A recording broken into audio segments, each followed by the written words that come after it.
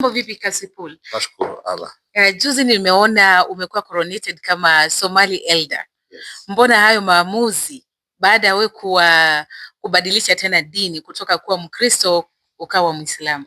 Uamuzi ambao nilifanya ni kwa sababu hawa ni mandugu zangu kwa imani. Namba pili, hawa ni watu ambao niko karibu nao.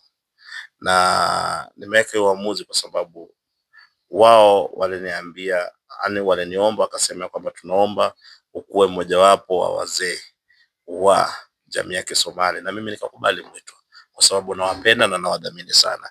Nimesema siku zote undugu sio damu. Undugu ni kuishi kwa pamoja, kwa kupendana na kwa kustiriana, na hiyo ndio maana nimekuwa mzee wa jamii ya Kisomali.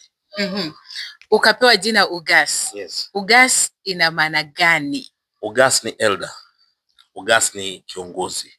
So Ugas ni title ambayo inapewa watu ambao ni viongozi kwa jamii ya Kisomali. Hivyo basi kama ni title unakuwa elder, utakuwa baadhi ya kazi zako ni gani kama elder wa Kisomali? Kama elder yoyote, kazi yake ni nini kwenye jamii? Ni kuhubiri amani, kuhakikisha kwamba jamii inafuata mkondo ambao inafaa, na kuhakikisha kwamba jamii imepata uongozi bora. Naam kabisa.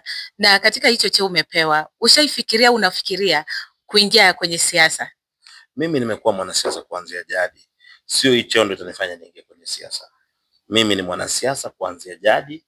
Hii yenye nimekuwa nikifanya katikati ni part of the journey. So mimi niko kwa siasa, sijaifikiria kuingia kwa siasa, nimekuwa kwenye siasa.